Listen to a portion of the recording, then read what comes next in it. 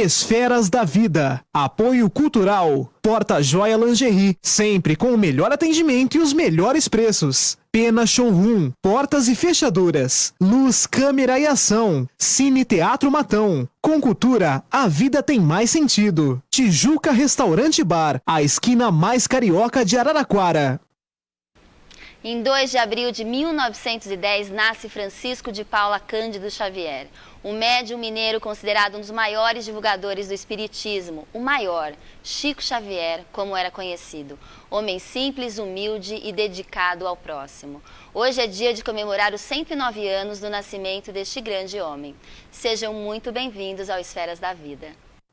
A alma que é vibração, vida e essência das esferas.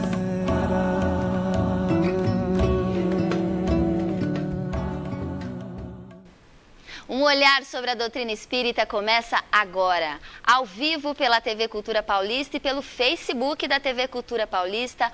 Hoje é dia do homem cuja doçura no viver e no agir tocou milhares de corações e mentes no mundo. Dia de Chico Xavier, 2 de abril. E a gente recebe aqui no estúdio para conversar sobre esse grande exemplo que foi Chico Xavier, Arthur Valadares. Seja muitíssimo bem-vindo, como sempre, aqui no Esferas da Vida, Arthur. Para mim é uma alegria estar aqui de volta, para que juntos todos nesta noite possamos refletir sobre essa vida que marcou, digamos assim, o espiritismo no Brasil e no mundo e que certamente tem muito a nos ensinar e a nos inspirar. Com certeza, um grande exemplo. Arthur Valadares é fundador e coordenador do NEP Paulo de Tarso, que é um núcleo de estudos e pesquisas do Evangelho.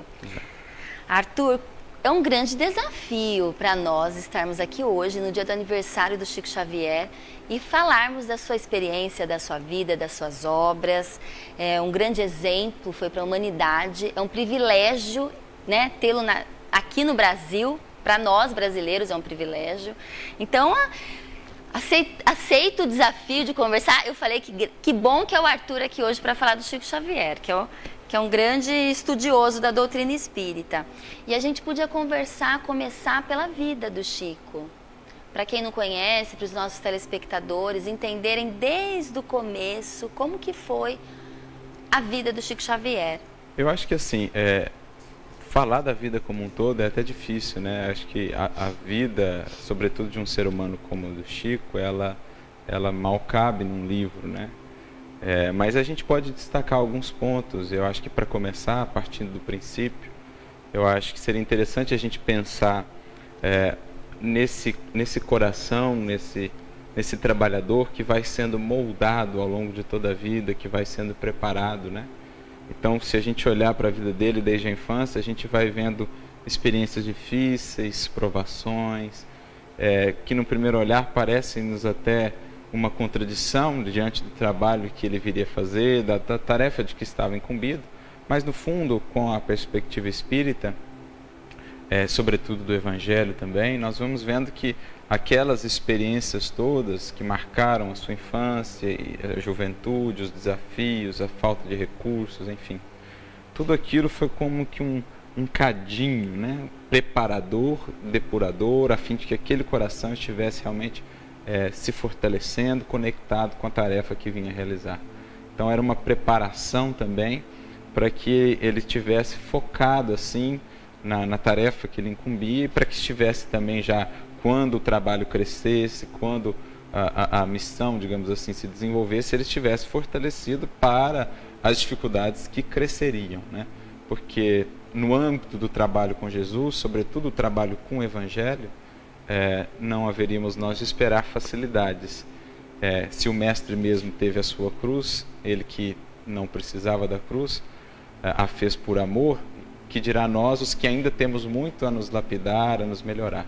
Então, a gente olhando num primeiro relance a vida do Chico, claro, assomam ali as dificuldades, os desafios, mas olhando por essa perspectiva, a gente vê também já uma preparação para uma alma que tinha capacidade de lidar com isso, né? Porque também os fardos e as provas se ajustam à possibilidade de cada espírito, e também uma alma que foi sendo lapidada, convertendo-se naquele diamante capaz de resistir aos ataques, mas também refletir a luz, porque isso é um espírito realmente disposto ao trabalho com Jesus. É isso mesmo, isso que você falou é uma grande reflexão.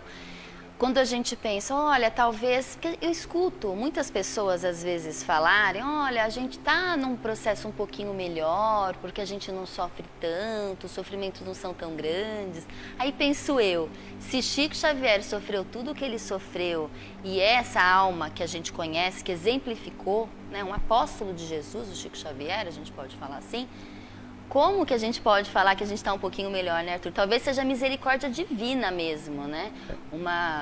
Ainda a gente não ter passado por todas as provações, talvez a gente não suportaria tamanhas provas. Sim, sem dúvida. É aquilo que a gente falou, né? Adequa-se à missão ou às provas à capacidade do espírito no momento, na condição evolutiva que ele está. Então, certamente, assim, é porque olhando para essas vidas, as vidas heróicas de todos os tempos, né? A gente geralmente se fixa nas provas, nas lutas, nas dores. E como a gente ainda não consegue muitas vezes enxergar para além disso, a gente não consegue perceber que por detrás, muitas vezes, dessa experiência, num coração marcado pela renúncia, pela entrega, pelo sacrifício, pelo bem coletivo, né, pelo amor ao Evangelho, como no caso do Chico, a gente não consegue muitas vezes enxergar as alegrias, as bênçãos, o contentamento íntimo que há por trás, né? Hoje mesmo eu pensava num exemplo assim, estava na faculdade vendo o irmão fazendo uma corrida, né? Para nós que não estamos muito assim treinados, por exemplo, a um exercício físico mais intenso, a gente olha para aquele exercício e a gente se fixa assim nas dores, nas dificuldades, mas a gente raras vezes pensa no contentamento que aquele que já está treinado naquele exercício está sentindo. Para nós que não estamos tão acostumados com aquele exercício, por exemplo, um triatlo, a gente só se fixa na dor, na cara de sofrimento. Mas para quem já está treinado, para quem já mergulhou um pouco mais na experiência, ele sente contentamentos e alegrias que desconhecemos ainda. Assim também no âmbito da alma. Quando a gente vê essas almas que se sacrificam, que passam por tremendas lutas, a gente, num olhar mais superficial, parece, nossa, como assim, né? Mas por detrás disso, aquele que partilha da cruz do Cristo, como diria Paulo, aquele que partilha do amor de Jesus na entrega pelo serviço aos semelhantes, existem alegrias desconhecidas que o mundo desconhece. Então, por detrás disso, a gente precisa aprender a enxergar esse contentamento da alma que se vence a si mesma, que se torna um instrumento de Jesus. Com certeza. E Chico é considerado um dos maiores médiuns hoje da atualidade, do Brasil, do mundo, acredito eu. A gente tem até algumas fotos que a produção aqui separou pra gente do Chico. Ele nasceu em Pedro Leopoldo, em Minas Gerais, né? Pertinho de BH. Aí essas imagens são do Chico um pouquinho mais novo. Uma família simples, humilde. Ele é médium desde criança. Essas imagens do Chico psicografando, Arthur, são imagens bem representativas, né? Ele sempre com a mão esquerda, né? no olho, no rosto, e psicografando com a mão direita. Para quem está nos vendo agora e não sabe o que é psicografia, como que é essa... um processo, a psicografia é um processo por meio do qual o espírito, né, que vai fazer a psicografia, que vai transmitir o texto, promove uma conexão mental com o médium, no caso, aquele que é o intermediário, e utilizando-se, portanto, das faculdades, das potencialidades do próprio corpo do médium, escreve a mensagem. Ela pode ser de vários tipos, desde aquela consciente, em que o médium está consciente em todo momento do que está escrevendo, é como se o texto lhe fosse aparecendo no quadro mental e ele vai psicografando. Nós temos a semi-mecânica, em que ele está no meio termo, ele vê, está um pouco consciente, mas também sente o impulso na mão, e temos aquela mais mecânica, em que o médium está praticamente inconsciente mesmo, e a sua mão é conduzida na escrita do texto, que era mais ou menos o estilo do Chico, né? E o Chico estudou até o 4º ano do grupo, né? Hoje a gente fala ensino... O primário, né? O primário, né? O fundamental, na época, é o primário. E as pessoas ficavam admiradas pela capacidade dele. Quem não acreditava que era a mediunidade, que eram espíritos e não Chico, ficavam admirados pela capacidade Esse é sem dúvida, literária do Chico Xavier. e nos mais diversos campos, né? Se a gente for olhar a obra dele, penso que esse é sem dúvida um dos próprios recursos, né, planejados para a sua tarefa, justamente para causar esse impacto, né? Como alguém com tão pouco estudo, digamos assim, agora, né, nessa presente encarnação, poderia ter a capacidade de uma literatura tão vasta, versando sobre os mais diversos assuntos. Então, é mais uma evidência muito forte com relação à realidade da mediunidade, né? Ou seja, com relação a uma evidência muito forte de que não procede mesmo do médium. É claro que o médium também vai ter imensos cabedais do passado, que serão acessados e utilizados pelos espíritos durante o processo da psicografia. A gente olha para o médium só na encarnação agora e fala, mas ele não tem estudo. Mas nós temos que considerar que ele tem todo um arcabouço de vidas passadas, de conhecimentos, que também é utilizado durante o processo psicográfico, né? Mas também essa é uma evidência muito forte de que realmente procede de uma fonte distinta do médium, facilitando aí o entendimento, a demonstração para aqueles que são mais céticos. Então, a gente pensa que é até um próprio planejamento mesmo da espiritualidade para dar mais força ainda ao trabalho, à tarefa, no sentido de evidência, toda a veracidade de comprovação. da mediunidade. Exato. E é interessante a gente pensar que a mediunidade no Chico sempre esteve presente desde criança. Mesmo quando é contada a história que a partir dos 5 anos de idade ele começa a ver a mãe, que ele ficou órfão da mãe dele. Ele foi coroinha da igreja. Chico Xavier era católico, ele frequentava a igreja católica, foi coroinha, e na própria igreja, o Carlos Bacelli, que conviveu muito com ele, que era um amigo, né, do centro, enfim, de Minas Gerais, conta que ele via na igreja católica os espíritos, os benfeitores, as luzes, as pessoas quando iam também, né, eu não sei como é que chama especificamente a hóstia, esse momento da comunhão, isso. E então, o Chico, desde criança, desde sempre era médium e não sabia que aquilo chamava-se mediunidade, na realidade. Isso acaba acontecendo com muitas pessoas. Com muitos seres. Existem casos em que a criança manifesta isso por um tempo, depois essa mediunidade, ela vamos dizer assim, ela some e depois volta mais adiante. Enfim, são muito diversos o caminho. No caso da criança mais específico, que ela ainda está num processo de consolidação da encarnação, então ela ainda vive meio que entre os dois mundos. Então é muito comum, no caso de crianças mais novas, esse relato, por exemplo, de ver espíritos, de ver amigos, de ver companheiros.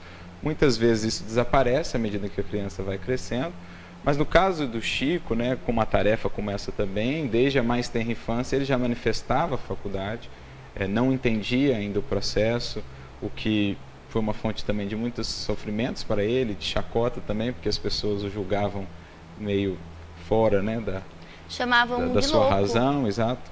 E até que ele pudesse ir compreendendo esse processo, porque ele vai começar a compreender esse processo só mais adiante, quando por um acontecimento na sua família, um caso de obsessão da sua irmã, ele vai ter o primeiro contato com o espiritismo através de um casal Perácio. Ele vai ter o contato com as obras, e daí então ele vai passar de fato ao espiritismo, funda o Luiz Gonzaga, né, o primeiro centro. Com 17 anos ele funda o primeiro centro espírita. Em 1927, exato. E já começa a se inteirar e começa então a entender o fenômeno, né? Tudo aquilo que ele via mesmo na igreja, porque estamos cercados de espíritos, com estão certeza. em toda parte, há um mundo que nos cerca e a relação entre esses dois mundos é uma relação perene e constante. Então, com essa capacidade, ele via os espíritos em toda parte, na igreja também. Né, tem até um relato dele no Pinga Fogo, ele falando no momento da comunhão, ele via todos aqueles fenômenos, mas ele começa então a entender melhor o que se tratava e, claro, canalizar essa faculdade para a utilização mais adequada a partir aí desse conhecimento da mensagem espírita, e ele passa então a compreender melhor a faculdade e a utilizá-la nos propósitos para a qual ela havia sido dada para ele. E Arthur, você falou que ele sempre ele foi preparado, mas ele já veio com uma bagagem muito grande. Eu já pensava que ele já tivesse vindo preparado, de alguma forma, porque desde sempre ele sempre tratou muito bem as pessoas, com muito respeito, com muito amor. Ele era muito diferenciado desde pequeno, Arthur? Sim, todo espírito que vem à Terra, todos nós, né, em menor ou maior escala, nós, de um certo modo, nos preparamos para a vinda. Existirão aqueles casos em que, por exemplo, de reencarnações compulsórias, em que é um pouco diferente, mas de um modo geral, um espírito um pouco mais consciente, há uma preparação para o que ele vai vir fazer, os pontos capitais da sua experiência, trabalhos, enfim.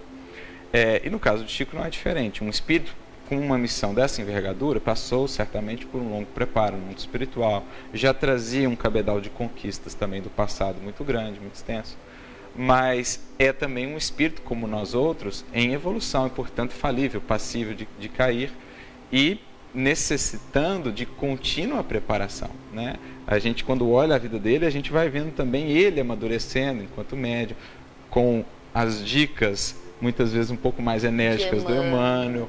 Então você vê que ele também vai se preparando, vai passando por experiências difíceis, decepções, ilusões, porque todo espírito, por mais adiantado que seja, se ainda vem reencarnar na Terra, a não ser que já seja um espírito completamente desvinculado da materialidade, o caso do Cristo, por exemplo, os demais que vemos aqui, somos ainda passíveis de falir.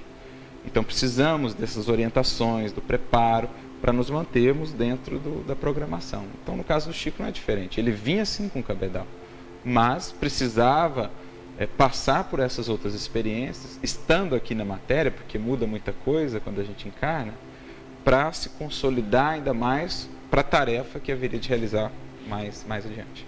É isso mesmo. E para você que está em casa, mande sua pergunta, seu questionamento, sua reflexão pelo Facebook. O nosso WhatsApp está com problema, a gente está com um probleminha no chip, então a gente não vai conseguir falar com todo mundo pelo WhatsApp.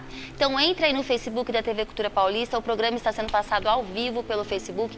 Mande suas reflexões, suas perguntas, que a gente fala aqui com o Arthur, a gente comenta aqui no programa. E como o Chico Xavier gostava muito dos animais, não é, Arthur? Ele tinha um amor pela natureza muito grande, muito pelos animais. A gente tem um momento Chico Xavier aqui e sempre a gente coloca o momento Chico Xavier do Chico falando sobre algum tema específico. Mas já que hoje o tema é o Chico Xavier, a gente escolheu um filme que passa um pouco do jeitinho do Chico, como ele falava com as pessoas, como ele tratava os animais. Então essa é a homenagem ao Chico Xavier. Porque ele é bonito e triste. Mas olha que beleza de cão. É uma gracinha. Ai, que gracinha. Meu amor. E as pulgas? Tá doendo as pulgas, mamãe. Tira as pulgas pra mim. Quer ver? Me dá a mãozinha. Fala com ele que você gosta dele. Agora ela vai ficar triste. Fica mais um pouquinho. Mas é uma criança, desde quando ela era pequena que ela chegou aqui, que ela me beija. A guerra acabou.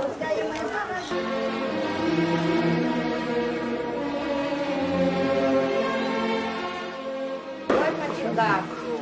Muito obrigado, gente.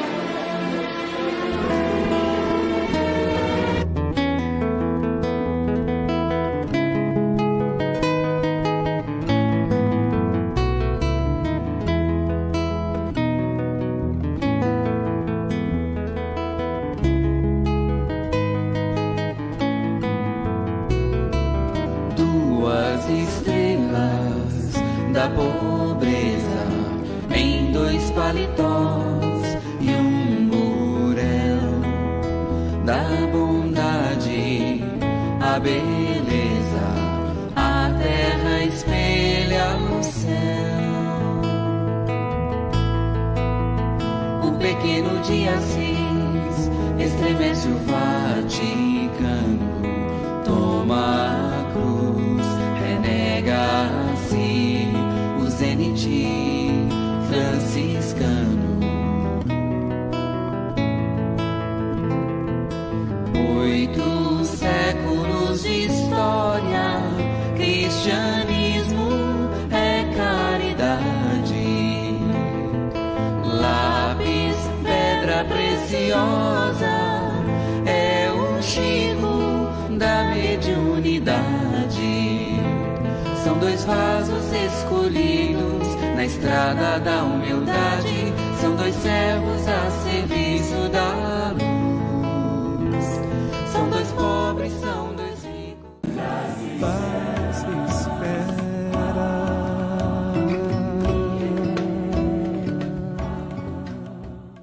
De segunda a domingo, o almoço do Tijuca é o mais concorrido da cidade. O buffet de saladas, a variedade dos pratos quentes e sempre tem novidade. Tem comida carioca, portuguesa, árabe, além das sobremesas de dar água na boca. O almoço do Tijuca é tudo de bom. Mas à noite, meus amigos, o Tijuca vira point. É bar, é boteco, happy hour e jantar. É música ao vivo e chopp pela metade do preço. De noite ou no almoço, vem Tijucar. Tijuca Restaurante Bar.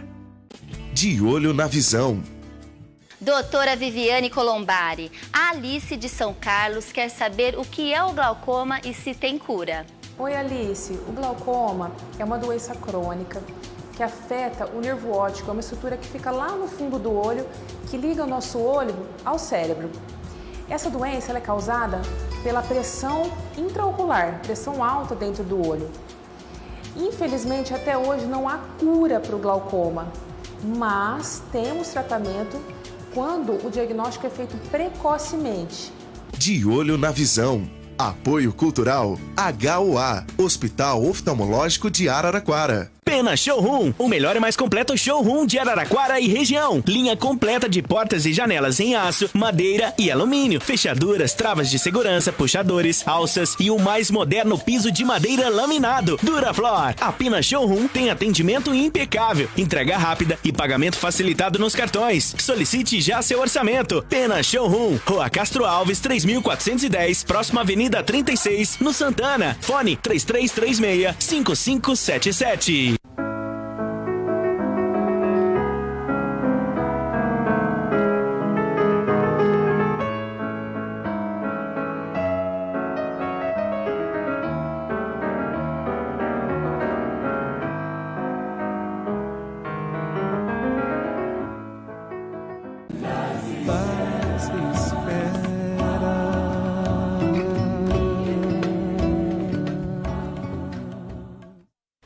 De volta ao Esferas da Vida, hoje recebo Arthur Valadares e a gente conversa sobre o Chico Xavier. Arthur, agora a gente poderia falar um pouquinho sobre as obras do Chico. E o primeiro livro foi o Parnaso de Além Túmulo, que, entre aspas, escandalizou o país porque foi motivo de investigação, processos aí judiciais, uma coletânea de poemas de poetas já mortos.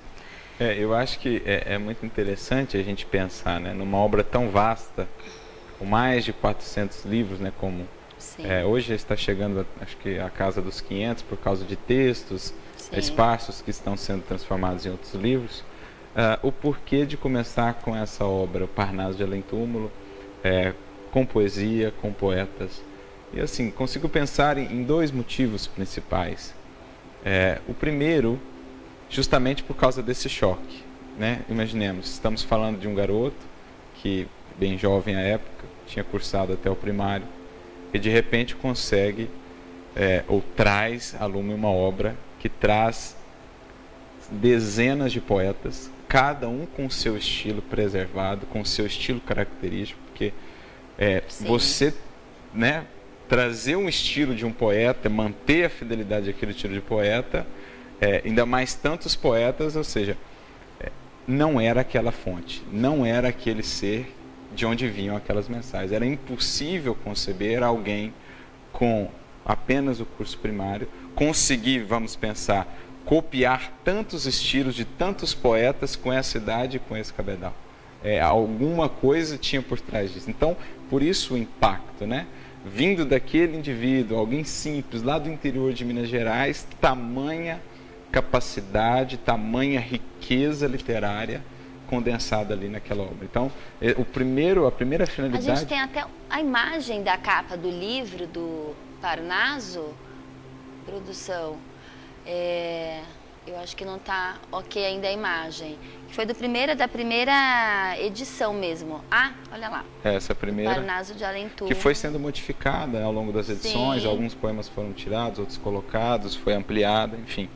Mas o primeiro motivo, penso, seria esse, o do choque, chamar a atenção mesmo, como por exemplo no início do Espiritismo, o movimento começou com as mesas girantes, primeiro chamar a atenção para depois se analisar. Mas um outro aspecto que eu acho também muito importante, estamos falando aí do resgate também do Evangelho, né? A doutrina espírita, ela vem resgatar esse cerne do sentimento, vem resgatar essa alma do Evangelho. Então, como no Evangelho é preciso falar o coração, e a arte, a poesia fala o coração, abre o coração, abre, né, essa nossa outra maneira de perceber para além apenas da razão. Então acho que a espiritualidade quis dar um recado também de que era preciso abrir o coração, mais do que a razão tem a sua importância capital, fundamental, mas uma razão sem um coração aberto, humilde, se transvia, se cega pelo orgulho e pela vaidade. Então é importante trabalhar o sentimento para que o sentimento comprometido não prejudique a razão e a apreensão. Então eles começam trabalhando o sentir, a arte, o coração, para depois abrir campo para as vastas ilações da filosofia e etc, etc. E os romances do Chico Xavier também tiveram bastante respostas, né? Assim, alcance, isso. A gente até umas imagens dos principais de Emmanuel, que foi o seu grande protetor espiritual, orientador espiritual. Há 2000 anos, 50 anos depois, Paulo Estevão, Renúncia, Ave Cristo, que são romances que realmente... Sim. Emmanuel, que é o seu benfeitor espiritual, o seu orientador, ele é como, na obra do Chico, ele é como um maestro. A gente vai ver, tivemos vários...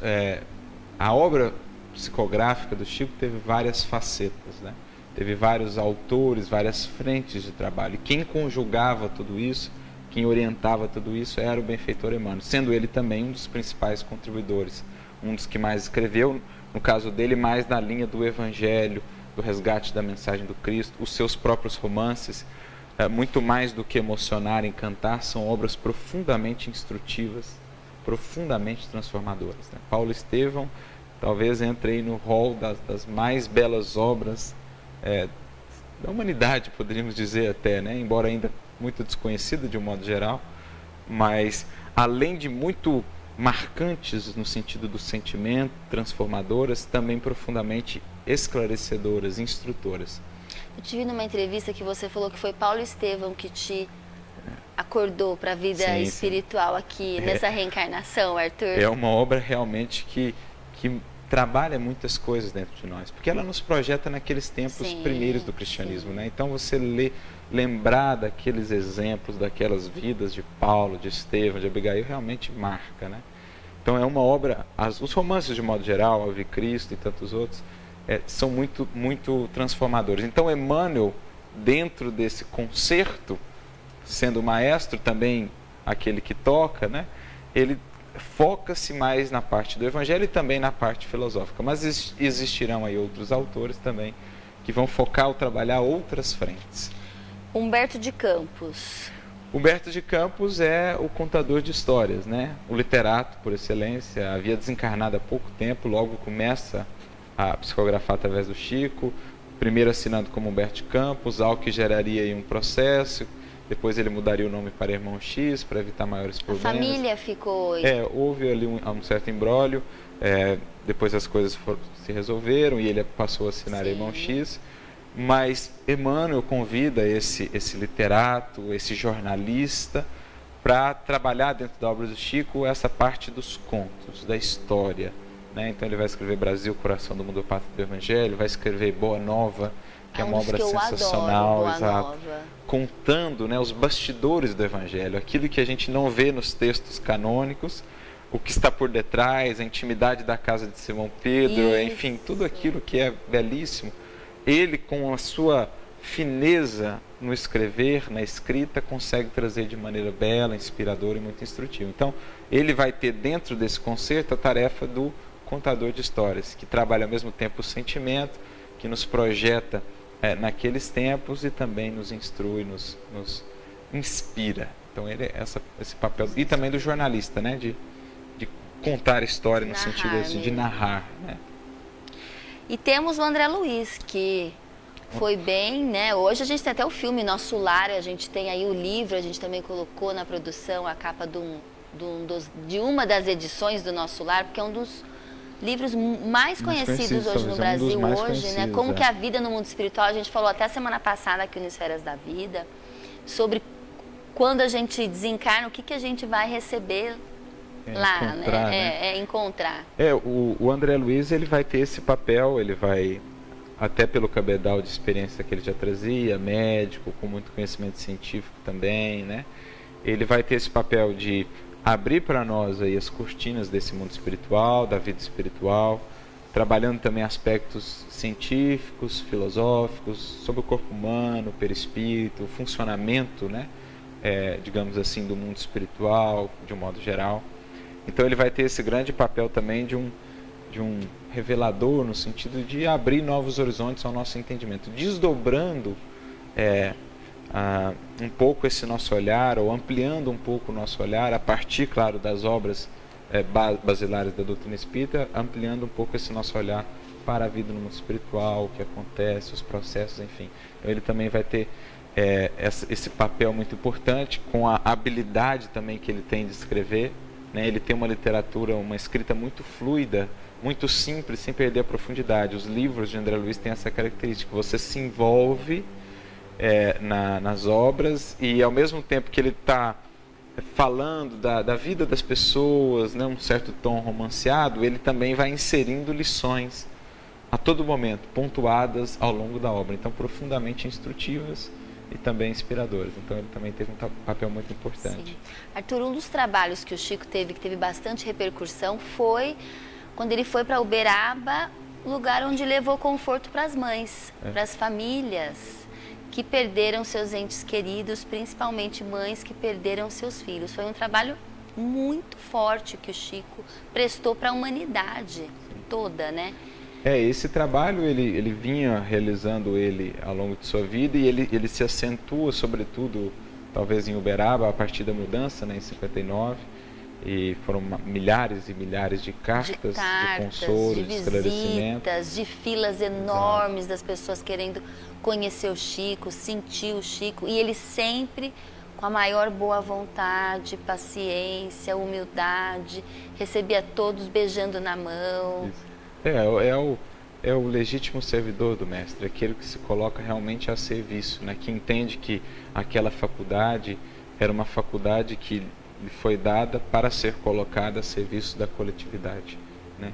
É uma consciência realmente consciente do papel que lhe foi, ou da missão que lhe foi delegada, e essa atividade das cartas, com mais aí uma característica de evidenciar ainda mais a questão da mediunidade, da vida após com os a detalhes, morte, da reencarnação. Da reencarnação, da vida após a morte, mas também assim, as evidências, com os detalhes, com as informações que seriam inacessíveis de outro modo, muitas vezes desconhecidas dos próprios familiares que o buscavam. Isso tudo se configura em evidências ainda mais fortes. E claro, o papel primordial, que é consolar, né? Restabelecer um coração a sua condição de se conduzir pela vida. É claro que a perda de um ente querido, no caso de uma mãe que perde um filho, a saudade vai ficar, muitas vezes a dor vai ficar. Daí o próprio nome, consolador. Muitas vezes a dor não vai sair, mas vai ser consolada. Vai ser suportável a partir de então. E uma coisa interessante que a gente percebe de um modo geral nas cartas é sempre o convite daqueles que voltam para comunicar, incentivando os que ficam a se reerguerem para o trabalho, para a luta, a expressarem essa saudade, esse amor no serviço aos outros, né? O amor ao filho, o amor aos outros filhos das outras mães, àqueles que não têm mães. De um modo geral, a gente sempre vê, dos que partiram, que já estão um pouco mais conscientes de lá, esse convite aos que ficam, para que transformem essa saudade, essa esperança do reencontro, em luz, em semeadura de bênçãos e ação no bem aqui no mundo, porque aí a espera se torna mais suave, o tempo passa mais rápido, o encontro se dá desde já, porque a gente passa a sentir melhor o outro ao nosso lado quando estamos também a serviço do bem. Então, essa é uma coisa que a gente percebe de modo geral nas cartas também. Por que quando nós estamos reencarnados, a gente não tem essa consciência? Você falou que têm. todos os... Não, sim, né? sim. No geral, assim, às vezes a gente perde um filho, né? Às vezes é uma dor muito grande, a gente se solidariza, com certeza. Mas, por mais que a gente entenda, tem muitas pessoas que se perdem, né? Numa perda, Essa consciência é conquistada. É conquistada, exato. Tudo é uma conquista, né? Na medida em que o espírito mesmo vai preponderando sobre a matéria, e muitos de nós ainda a matéria prepondera sobre o espírito, por isso ainda temos dificuldades, por isso ainda lidamos com a morte de maneira tão difícil, por isso muitas vezes acabamos desesperando diante dos revés. Mas quando a gente vai, eu me recordo de um trecho de Allan Kardec no Evangelho segundo o Espiritismo, ele chama de ponto de vista. Quando a gente vai sobrepondo o espírito à matéria, ampliando a nossa consciência, burilando o sentimento, aconteça o que acontecer aqui, a gente vai conseguindo manter mais a sintonia, a conexão com o alto, percebendo que aconteça o que acontecer, há um infinito amor e uma misericórdia a reger todos os destinos. Tudo o que acontece está dentro de uma programação, todos os seres na criação infinita estão amparados, são infinitamente amados, a morte é simplesmente uma transição. Enfim, quando o espírito vai alcançando esse estágio, diante das provas, como ele vê mais de cima, elas não parecem tão grandes mais. Quando a gente está muito aqui, muito no terra a terra, a gente olha para uma experiência difícil, ela parece assustadora demais. Mas quando o espírito, nesse esforço contínuo, por se conhecer, por construir os valores imortais da virtude, da sabedoria, da consciência espiritual, quando ele vai galgando esses degraus, ele vai conseguindo lidar com as provas de maneira mais natural. É a transição que Kardec vai definir no Livro dos Espíritos de o homem carnal para o homem moral. As vicissitudes da vida não o ferem tanto assim mais, porque ele sabe que só há vida. A vida prossegue sempre, triunfante, aconteça o que acontecer, todos estamos a caminho da felicidade e da luz, e somos regidos e amparados pelo amor. É isso que vai dando essa força, essas consciências. Você que está aí em casa nos assistindo, mande seus questionamentos, mande suas perguntas pelo Facebook da TV Cultura Paulista. A gente vai para um pequeno intervalo e a gente já volta com mais Esferas da Vida.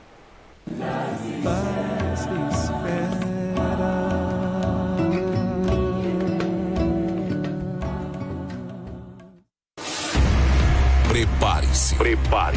Vem aí, Única FM. Mais potência, maior cobertura, mais tecnologia. Única FM. Líder em audiência qualificada. Aguarde. Está chegando mais uma edição do maior quadro do interior paulista. O quadro que emocionou a todos. Prepare-se para o casamento dos sonhos. Você que sonha em oficializar a união com o seu amor, chegou a hora. Uma festa linda com tudo que um casal que se ama merece. Para se inscrever, entre na página Daniele Marques e mande a sua história inbox até o dia 12 de abril. Eu estou ansiosa, esperando pela sua linda história de amor. Porta Joia Lingerie. Há 31 anos oferecendo as melhores marcas de lingeries para todas as ocasiões. Conforto em toda a linha de roupa íntima feminina, masculina, adulto e infantil. Trabalha com as melhores marcas. Faça uma visita e conheça. Rua 9 de Julho, número 1152, Centro, Araraquara. Fone 16 3461 2031. Porta Joia Lingerie. Sempre com o melhor atendimento e os melhores preços. Todo sábado tem os manos, Eu sou fogo pra acender, o rap é lenha pra queimar. as minas O rap me fez corajosa, eu chamo as outras pretas de mana. e a música em forma de protesto. Respeito é pra quem tem. É mais do que artista, pra gente é direção de vida, amor. O melhor da cultura das ruas. A atitude na ponta da língua. Então bota fé. Todo sábado, 8h15 da noite. É só chegar pretinho? É só chegar pretinha? É só chegar. Roberta Estrela Dalva no comando do Essa mulher é uma loucura, ela atropela feito um tanque. Manos e Minas.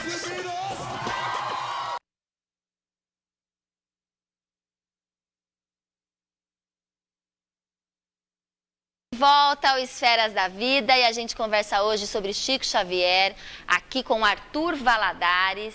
E a Flávia de São Carlos tem uma pergunta, Arthur. Ela quer saber qual o maior legado do Chico Xavier. Olha, eu acho que assim, a gente poderia pensar esse legado em duas partes principais. É importante essa pergunta, mas o maior, porque tem tanto... Sim, é imenso legado. Mas a gente poderia dividir em dois legados principais. O primeiro, das obras, talvez o que salte mais aos olhos, né? Você pensar, mais de 400 obras, né? Outro dia, até uma pessoa, a gente estava conversando sobre isso, tenta pegar um livro do Chico e copiá-lo à mão. Quanto tempo você vai levar? Agora você imagina escrever tudo isso de obras, o tempo, o esforço, o sacrifício, e mais do que isso, a riqueza imensa, né? Versando sobre os mais diversos assuntos, filosofia, ciência, psicologia, religião, enfim, tudo ali, poesia, arte. Então, uma obra imensa. Assim, acho que a gente ainda está distante de compreender todo o tesouro, o investimento espiritual que nos chegou através das mãos desse tarefeiro. Então, acho que esse é um legado realmente muito precioso. E tudo que nos chega do alto na forma de investimento é também responsabilidade. Então, o que nós estamos fazendo desse legado para deixar também o nosso legado. Porque o outro legado mais fundamental dele, outro livro que ele também escreveu, o mais fundamental, é da própria vida, né? Então, a gente poder ler nesse livro da sua vida os seus gestos, a sua exemplificação, a sua renúncia, a sua entrega, a sua perseverança, a paciência, enfim. Esse legado também da vida, do livro escrito da sua vida, escrito com gestos no cotidiano e tudo mais, esse é um outro legado também imensamente precioso e inspirador, né? A gente tem que acolher tudo isso com muita gratidão, mas com a gratidão mais adequada. Assim. Eu me recordo de um conceito de Emmanuel. Para Emmanuel, agradecer não será expressar reconhecimento em frases bombásticas ou laudatórias. Para ele, ou no círculo dos trabalhadores fiéis a Jesus, diz Emmanuel, agradecer significa aproveitar ou aplicar proveitosamente as dádivas recebidas. Então, como é que a gente pode honrar todo esse legado? Agradecer, expressar a nossa gratidão, tomando como instrumento da nossa exemplificação, né? Não apenas admirá-lo. Fazendo mesmo. Exato, fazendo tanto quanto nos seja possível mesmo. Sim. Ou nos aproximarmos disso, né? Não só admirá-lo, não só exaltá-lo, mas, acima de tudo, tomá-lo como um referencial, assim como temos tantos outros em tantos tempos, culturas e religiões, para seguir também o nosso caminho com Cristo. Arthur, ele é sinônimo de humildade. E as pessoas às vezes confundem humildade com poder aquisitivo. Aquela pessoa humilde. E humildade não é isso. Para você, o que é humildade? Humildade, eu me recordo de uma definição que eu gosto bastante. Alguns pesquisadores vão associar a origem da palavra humildade, no latim, à própria palavra humus. Então, humildade é fertilidade de alma, é a alma que se faz fértil para a vida, que acolhe tudo que a vida lhe dá e transforma isso em frutos, que usa o tempo, que usa os recursos, sejam eles quais forem, para produzir mais do que para reclamar, diz que não tem, daquilo que não tem, toma o que a vida lhe dá, as sementes que a vida sempre dá, faz um solo fértil e germina, floresce, frutifica, alimentando a vida e o mundo. Eu acho que isso representa muito bem o Chico. Que definição de humildade. Uma vida fértil, prolífica. Porque as pessoas confundem demais esse conceito da humildade com poder aquisitivo. E isso não tem... tem muitas pessoas pobres, orgulhosas, né? E o contrário também pode acontecer. É uma questão de alma, né? É uma questão de alma, não tem absolutamente nada a ver com a matéria, com o dinheiro. Tem a ver com a nossa relação com o universo, né? Uma definição de Emmanuel que gosto também. É o reconhecimento da nossa pequenez diante do universo. Ser humilde é reconhecer-se como eterno aprendiz, não se deixar enganar pelo orgulho, pela vaidade que nos faz crescer, cremos superiores que os outros, é nos integrarmos à grande sinfonia da criação buscando a nossa parte, entendendo que fazer a nossa parte é o que de melhor podemos fazer, sem nos compararmos aos outros, porque ser humilde é também isso, né? A gente fica muito com isso de comparar o meu trabalho com o do outro, a minha ação com o do outro. Ser humilde é entender o seu cantinho no universo, as suas possibilidades, a sua parte e fazê-la bem, porque essa é a sua contribuição para a grande sinfonia da vida. Cada um de nós uma nota harmoniosa e humilde na grande sinfonia regida pelo Criador. E a abnegação, Arthur? Que também é um sinônimo de Chico Xavier. A abnegação é uma das virtudes fundamentais do Evangelho, né? É a maior prova, digamos assim, da vitória sobre nós mesmos, né? É a caridade desinteressada. Quando nós aprendemos a colocar ou a envolver no nosso projeto de felicidade, de vida, de bem, não somente nós mesmos ou aqueles mais próximos de nós. É quando a gente desperta para o bem, que é o bem de todos, para a felicidade, que será a felicidade quando todos forem considerados. E quando a gente se sacrifica por isso, a gente nega os nossos caprichos, abnegar-se, mas ganha também muito em bênçãos divinas para seguir doando e alimentando a vida. Isso é abnegação. E para você que quer sempre saber um pouquinho mais da doutrina espírita, a gente sempre vai indicar aqui. A nossa dica de leitura é o jornal O Clarim, que esclarece sempre todos os tipos de assuntos. O jornal e a Revista Internacional de Espiritismo, que é da editora O Clarim. Então a gente tem aí Memória de Kardec, que a gente comemorou dia 31 agora também de março, não é? 150 anos da partida. 150 anos da partida de Allan Kardec. Também a Revista Internacional de Espiritismo, O Homem de Bem.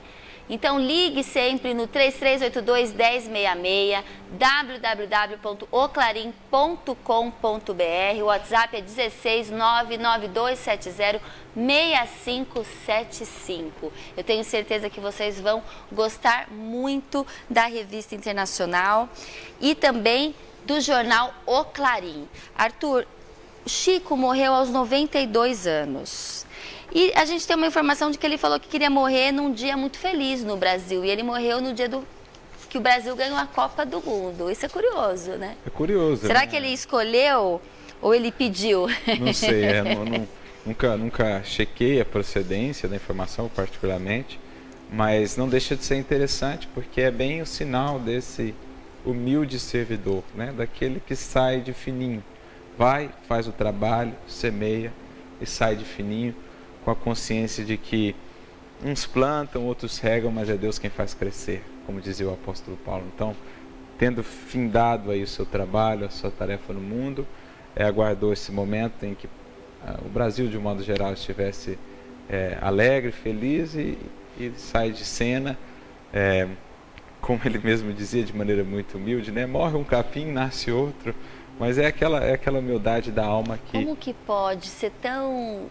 É um exemplo muito gritante, é muito diferente, né? Por isso que ele se destacou sendo uma pessoa extremamente simples. Foi para a TV Tupi, a gente passa aqui no Momento Chico Xavier, tudo que ele falou, já ficou 4 horas seguidas ao vivo na TV.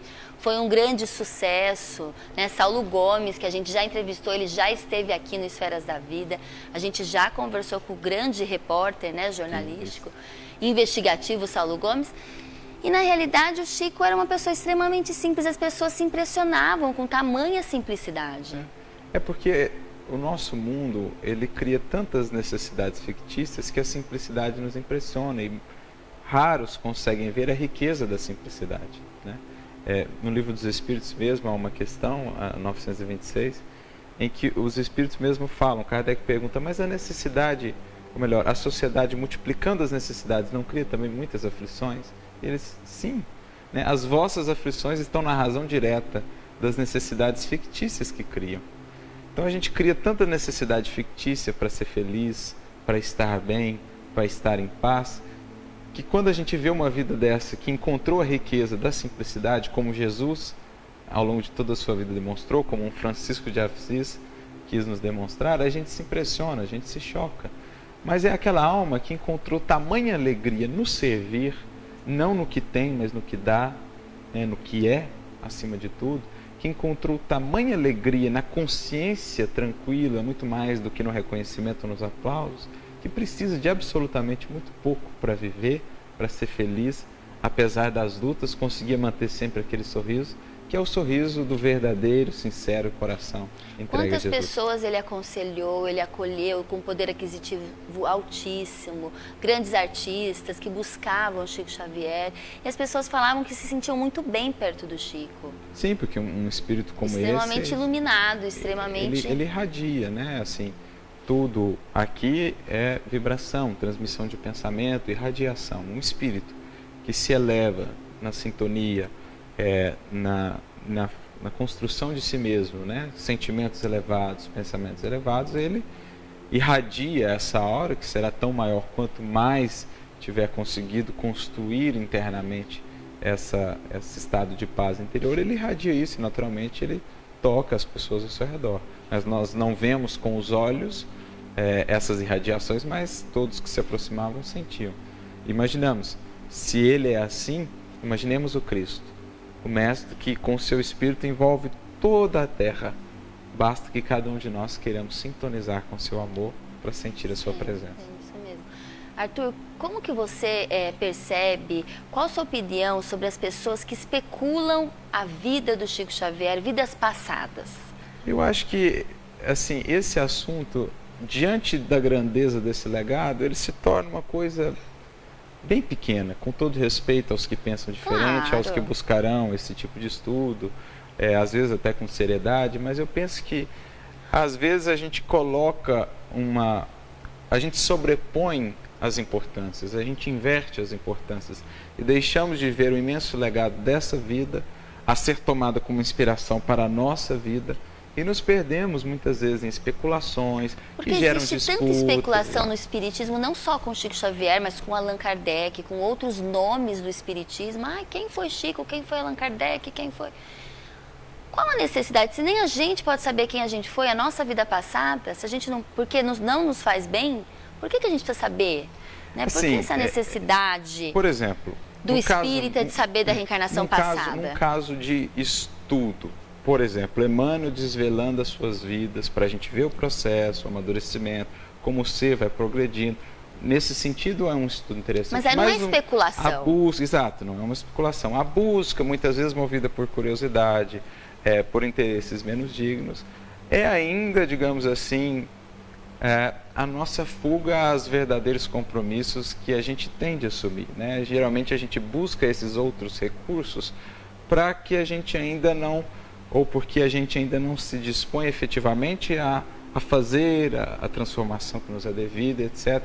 Muitas vezes com consequências não tão felizes, por exemplo, essa busca com relação às nossas vidas pretéritas de maneira impensada, de maneira não ponderada, quando não amparada por um processo de tratamento, com uma pessoa especializada, com finalidades muito específicas, geralmente esse processo desencadeia consequências danosas, porque nós não estamos preparados para saber o que acontece, Arthur. Há uma sabedoria em velar o passado, né? Há um porquê de não estarmos plenamente conscientes com relação ao nosso passado agora.